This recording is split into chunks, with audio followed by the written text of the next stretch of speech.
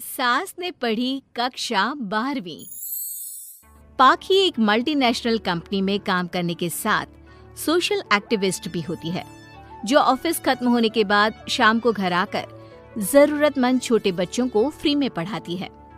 उसकी इस खूबी से बाकी लोगों के साथ सास भी बहुत खुश होती है। तुम सच में बहुत अच्छा काम कर रही हो बेटा, बस ध्यान रखना बच्चे आधे रास्ते में कहीं भटक ना जाए। भटकने से मेरा मतलब सिर्फ गलत काम करना नहीं है। कोई घर की जरूरत के लिए नौकरी करने लगे या किसी के घर वाले उसकी शादी करा दे, ये भी तो मंजिल से भटकना ही होता है ना। वाओ मम्मी, मुझे नहीं पता था कि आप पढ़ाई को लेकर इतनी पर्टिकुलर हो। पर फिक्र मत कीजिए, इनके साथ ऐसा कुछ नहीं होगा। बहू की बात पर मुस्कुराकर सास चली जाती है और पाखी बच्चों को पढ़ाने में बिजी हो जाती है।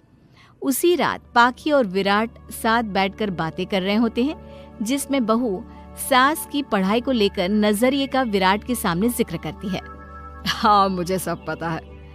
ऐसे ही नहीं ये नालायक लड़का इतना पढ़ लिया। वो मम्मी ही तो है जिन्होंने बचपन से खाना खाया या नहीं से ज्यादा पढ़ाई की या नहीं पूछ पूछ कर मुझे इतना पढ़ने पर मजबूर कर दिया। वो हमेशा मुझे पढ़ाई और सेल्फ इंडिपेंडेंट होने की इम्पोर्टेंस याद दिलाती रही, और आज मेरी ये सरकारी नौकरी, इतनी अच्छी पोस्ट, उसी का तो नतीजा है। वाओ, अगर मम्मी इतनी पढ़ी लिखी है तो कोई जॉब क्यों नहीं करती? और अगर जॉब नहीं करती तो मेरे साथ बच्चों को ही पढ़ा ले। तुम्हें किसने बोला कि मम्मी पढ़ी हुई हैं? उन्होंने तो अपनी 12th क्लास भी पूरी नहीं की। उससे पहले ही नाना जी ने मम्मी की शादी करा दी। शायद इसलिए पढ़ाई और अपने पैरों पर खड़े होने को लेकर उनकी सोच ऐसी है, क्योंकि वो खुद ये सब करना चाहती हो। पत्नी की बात सुन के विराट भी सोच में पड़ जाता है। दोनों मिलकर प्लान बनाते हैं और अगले दिन बच्चों को पढ़ाते हुए पाखी उनके पास एक कुर्सी एक्स्ट्रा लगा देती है। ये एक कुर्सी ज्यादा किसके लिए लगाई है बेटा? कोई नया बच्चा आने वाला है क्या? हाँ जी, आज से मेरी एक नई बच्ची मेरे पास, यानी कि मेरी सास, दोबारा पढ़ाई शुरू करने वाली है। अरे क्या पागल जैसी बात कर रही है? भला ये भी मेरी कोई उम्र है बच्चों के बीच बैठकर पढ़ने की? तू बस ना इनके भविष्य पर ध्यान दे, मुझ पर नहीं। मम्मी, सीखने की कोई उम्र नहीं होती, बस इच्छा होती है, और मुझे पता है कि आपके अंदर वो इच्छा आज भी जिंदा है। अरे तू बस अपने काम और इन बच्चों पर ध्यान दे। यहाँ बस सबको बोलने से मतलब है, किसी को नहीं सोचना।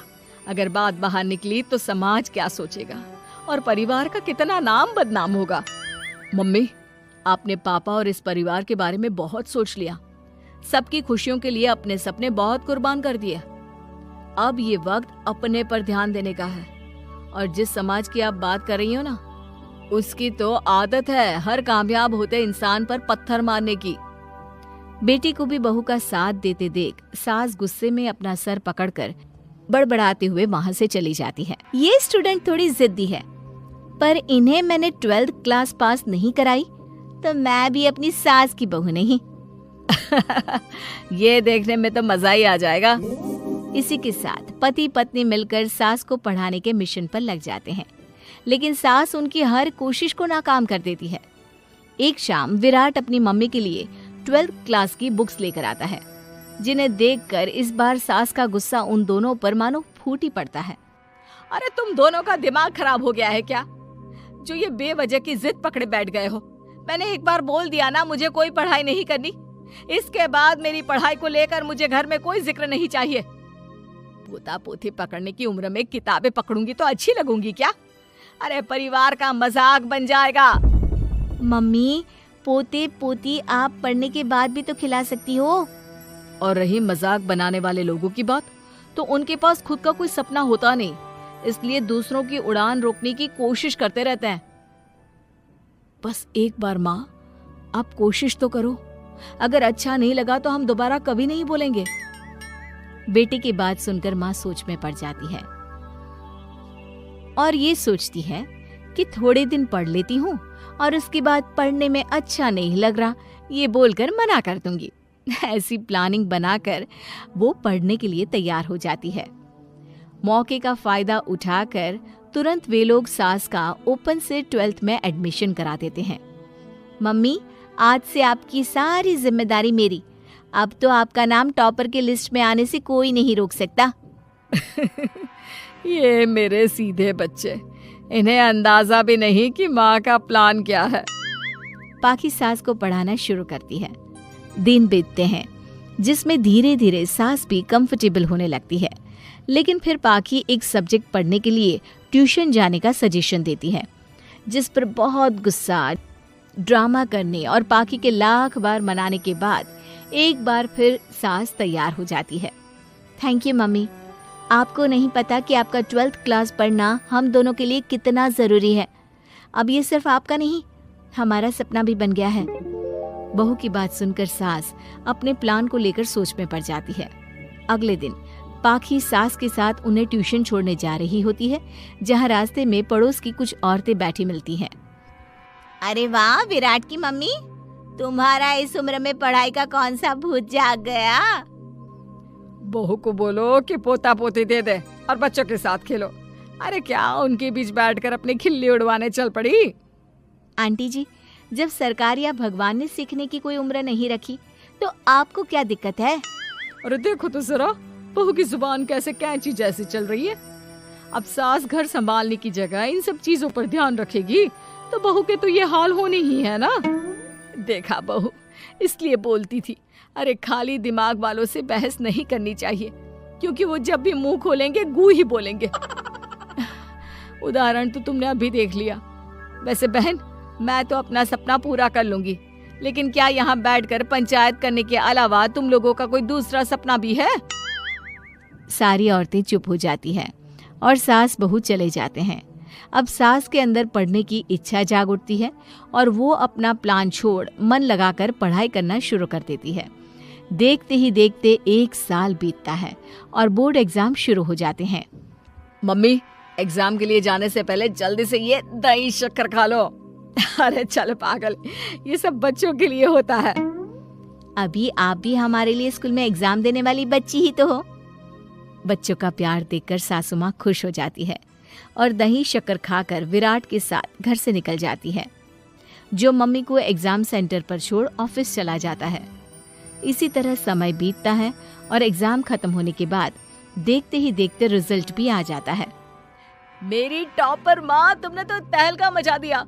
हर तरफ तुम्हारे ही चर्चे हैं। घर वाले ये खुशी मना रहे होते हैं कि वही औरतें उनके घर आती हैं। अरे पंचायत की टोली, आज मेरे घर कैसे? बस तुम्हें सॉरी और थैंक यू बोलने आए हैं। उस दिन तुम्हारी बातों और आज तुम्हारे काम ने हमें ये सिखाया कि सपने पूरे करने की कोई उम्र नहीं होती। इसलिए अब हम भी शादी, परिवार, बच्चे और न जाने कितनी वजहों से अधूरे छूटे सपनों को पूरा करेंगे बहन जी। सास की दुकान। लक्ष्मी जी की 2 बहुएं थी, सुमन और राधिका, और 2 बेटे, अजय और सुशील। लेकिन लक्ष्मी जी के बहू बेटे उनको अपने साथ रखने को तैयार नहीं थे। बहुओं के तेज स्वभाव के चलते लक्ष्मी जी को अपना ही घर छोड़कर एक किराए की कोठरी में रहना पड़ रहा था। कुछ दिनों से उनके बेटों ने उन्हें पैसे देना भी बंद कर दिया था। ऐसी स्थिति में लक्ष्मी जी ने अपनी जमा पूंजी से एक छोटी सी दुकान खोली। एक दिन शाम के वक्त, अजय सुनते हो, तुम्हारी माँ ने दुकान खोली है। दुकान, अब इस उम्र में दुकान पर बैठेगी वो। अब क्या किया जा सकता है, माँ की तो बुद्धि सठिया गई है। मोहल्ले में मजाक बनाएंगे सब हमारा। अरे जेठ जी, इसमें परेशानी क्या है अगर सासू माँ ने दुकान खोली है? हाँ, राधिका ठीक तो कह रही है। अपनी दुकान पर बैठी रहेगी, कम से कम हमें परेशान तो नहीं करेंगी। हाँ, वैसे बात तो ठीक है। खुद के 2 पैसे कमाएंगी तो कभी कभार हमें जो खर्चा देना पड़ता है ना, वो भी देने से बच जाएंगे हम लोग। फिर किस बात की परेशानी, खोलने दो माँ को दुकान, हमें क्या। वैसे भी अपनी कोठरी में चुपचाप रह रही है ना, चाहे दुकान खोले या मॉल बनाए, हमें उससे क्या लेना देना। अगले दिन सुमन अपनी सास की दुकान पर पहुंचती है। सासू माँ, आपकी दुकान में शक्कर है क्या? शक्कर जरा 1 किलो दे दीजिएगा। हाँ हाँ बहू है ना, लो बेटा 1 किलो क्यों, 2 किलो ले जाओ। सोच लो सासू माँ, घाटा हो जाएगा आपको, पैसे नहीं देने वाली मैं।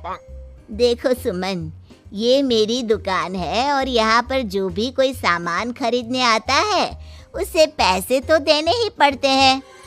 अरे सासू माँ, ऐसा क्यों करी आप? अरे देखो ना, घर पर आपका बेटा और पोते पोती दूध में शक्कर डालने के लिए कब से इंतजार कर रहे हैं, जरा उनके बारे में तो सोचिए। अरे ऐसी बात है क्या? अब मुझे नहीं पता था। बहू एक काम करो, वैसे भी पहली बार आई हो ना, ये शक्कर तुम ऐसे ही ले जाओ, पैसे देने की जरूरत नहीं है। अगले दिन राधिका भी अपनी सास की दुकान पर पहुंचती है। प्रणाम सासू माँ, कैसी चल रही है आपकी दुकान? बस बेटा, जैसे तैसे करके काम चला रही हूँ। तुम बताओ, घर में सब राजी खुशी है ना? हाँ हाँ मम्मी जी, सब कुछ ठीक ठाक है। बताओ राधिका बहू, कैसे आना हुआ? कुछ काम था क्या? वो ना मम्मी जी, मुझे ज़रा 5 किलो आटा चाहिए था। मेरे पैर में ना बहुत दर्द है, इसलिए बाजार तक जाने में ना तकलीफ हो रही थी। घर पर बच्चे भूखे बैठे हैं, सोचा आपसे ही ले लेती हूँ। हाँ हाँ, क्यों नहीं बेटा, ये लो 5 किलो आटा ले जाओ। हाँ लेकिन मम्मी जी, आपने जिठानी जी को शक्कर फ्री में दी थी, तो मुझसे भी पैसे तो नहीं लेंगी ना? हाँ, अच्छा ठीक है बेटा, कोई बात नहीं, तुम ऐसे ही ले जाओ, बच्चों से क्या पैसे लेना। कुछ दिनों के बाद लक्ष्मी का बेटा अजय दुकान पर पहुंचता है। कैसी हो माँ? दुकान तो अच्छी चल रही है ना तुम्हारी? सब मोहल्ले वाले तारीफ करते रहते हैं। अब क्या करूं बेटा, तुमने तो मुझे सहारा दिया नहीं, गरीब माँ को घर से बाहर निकाल दिया। कुछ तो करना पड़ेगा ना अपना पेट पालने के लिए। वो माँ ना बहुओं की बहुत चिक चिक रहती थी। अब देखो कितनी अच्छी जिंदगी है तुम्हारी, खुद कमाती हो, खुद खर्च करती हो, इससे अच्छी भला कोई जिंदगी हो सकती है क्या? हाँ बेटा, दिल को बहलाने के लिए तुम्हारी ये बात भी सही है, लेकिन कोई बात नहीं बेटा, मैं खुश हूँ। अच्छा माँ, मैं क्या कह रहा था, जरा 500 उधार तो दे देना। कमाल की बात है बेटा, तुम मुझसे पैसे उधार मांग रहे हो। तुम्हारे पास पैसों की क्या कमी है? अरे माँ, इस महीने की तनख्वाह नहीं आई और आप तो अपनी बहू को जानती है ना, उसे शॉपिंग करनी है, जल्दी वापस लौटा दूंगा माँ। ठीक है बेटा, ये लो 500 रुपए, लेकिन देखो कुछ दिनों में वापस दे देना, मुझे अपनी दुकान के लिए माल भी तो खरीदना है। हाँ हाँ ठीक है माँ, जल्दी पैसे लौटा दूंगा। बहुत दिनों तक अजय अपनी माँ लक्ष्मी के पैसे वापस नहीं देता और सुमन और राधिका बार बार किसी न किसी बहाने से अपनी सास लक्ष्मी की दुकान से बिना पैसे दिए खूब सारा सामान ले आती है, जिसकी वजह से लक्ष्मी को अपनी दुकान में बहुत घाटा होता है। फिर एक दिन जब राधिका सामान लेने के लिए लक्ष्मी की दुकान पर पहुंचती है। सासू माँ, जरा वो 1 किलो दाल तो देना। नहीं बहू, अब मैं तुम्हें या सुमन को कोई सामान फ्री में नहीं देने वाली। तुम लोगों ने कभी कोई मदद नहीं की मेरी, उल्टा मेरी दुकान से फ्री का सामान ले जाकर मुझे मुश्किल में डाल दिया है। लेकिन मम्मी जी, हम तो आपके बच्चे हैं ना। अगर इतना ही मेरे बच्चे हो तो फिर मुझे घर से बाहर क्यों निकाल दिया? देख बहू, अब मैं तुम्हें 1 रुपए का सामान भी फ्री में नहीं दूंगी, और जाकर सुमन को भी कह देना, आए दिन तुम्हारा पति मुझसे उधार ले जाता है और वापस भी नहीं लौटाता। राधिका गुस्से में घर वापस आती है। घर आने के बाद, क्या हुआ राधिका, बहुत गुस्से में लग रही हो तुम? सासू माँ की दुकान पर गई थी ना? सासू माँ का तो कुछ करना पड़ेगा, जब से ये दुकान खोलकर बैठी है, अक्कड़ तो देखो उनकी। अरे लेकिन हुआ क्या है? होना क्या है, दाल लेने गई थी, मुझे 4 बातें सुनाकर उल्टा भेज दिया, कुछ दिया भी नहीं। ये तो सासू माँ ने ठीक नहीं किया। देखो मेरे पास ना एक बहुत अच्छा प्लान है। कैसा प्लान भाभी? हम अपनी सासू माँ की दुकान में किसी चोर से कहकर चोरी करवा देते हैं और सारा सामान अपने घर मंगवा लेंगे। उसके बाद हमारे पास फ्री में सामान भी आ जाएगा और सासू माँ की अकल भी ठिकाने आ जाएगी। ठीक है भाभी, मैं आपका पूरा साथ दूंगी। अब जल्दी से ये काम करवा दीजिए। और 2 दिनों के बाद सुमन और राधिका एक चोर से मिलकर लक्ष्मी की दुकान में चोरी करवा देते हैं। हे भगवान, ये क्या हो गया? इस उम्र में जैसे तैसे अपना गुजारा कर रही थी, लेकिन चोर मेरा सारा सामान लेकर चले गए। अबे क्या होगा? तभी वहां पर राधिका और सुमन पहुंच जाती है। क्या हुआ सासू माँ, बहुत दुखी लग रही हैं आप। अरे क्या बताऊं, मेरी दुकान का सारा माल चोरी हो गया। अब अगर आप अपने ही बहू बेटी को सामान नहीं देंगी तो ऐसा तो होगा ना सासू माँ। अब राधिका की बात सुनकर लक्ष्मी को यकीन हो जाता है कि इस चोरी के पीछे कहीं ना कहीं उसकी दोनों बहुओं का ही हाथ है। लक्ष्मी एक प्लान बनाती है। पैसे उधार लेकर अपनी दुकान में फिर से खूब सारा सामान ले आती है। अरे भाभी, देखा आपने, सासू माँ की दुकान तो फिर से सामान से भर गई है। हाँ वही तो, मैं तो सोच रही थी कि एक बार में उनकी अकल ठिकाने आ जाएगी, पर लगता है फिर से कुछ करना पड़ेगा। लेकिन अब हम क्या कर सकते हैं? अरे वही जो हमने पहले किया था।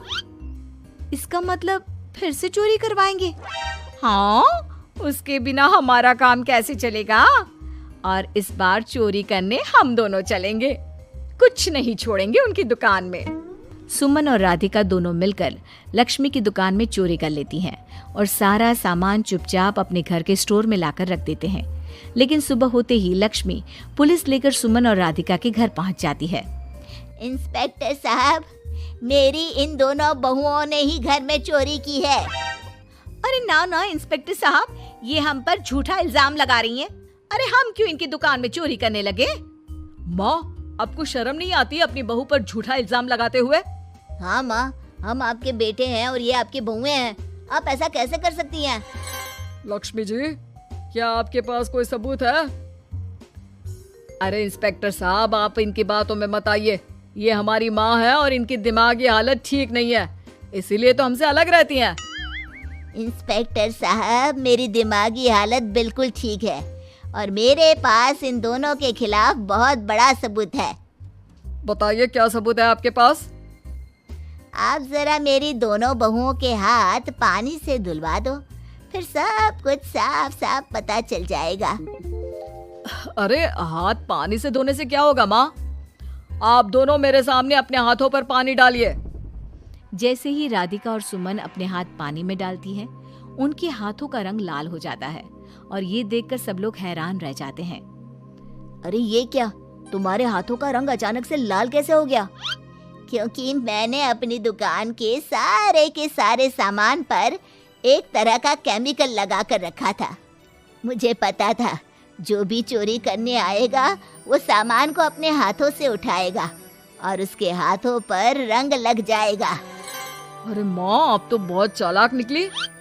इसे चालाक नहीं बेटा, बुद्धिमान कहते हैं। और जिसके तुम्हारे जैसे बहू बेटे हो, उसे थोड़ा बहुत तो अपनी अकल से काम लेना ही पड़ता है ना। शर्म नहीं आती आप लोगों को अपनी ही माँ को परेशान करते हुए? हमें माफ कर दीजिए सासू माँ, हम आइंदा ऐसी गलती कभी नहीं करेंगे। और हाँ, आपको अपने साथ रखेंगे, आपकी सेवा करेंगे और पूरी इज्जत भी देंगे। हमें माफ कर दीजिए।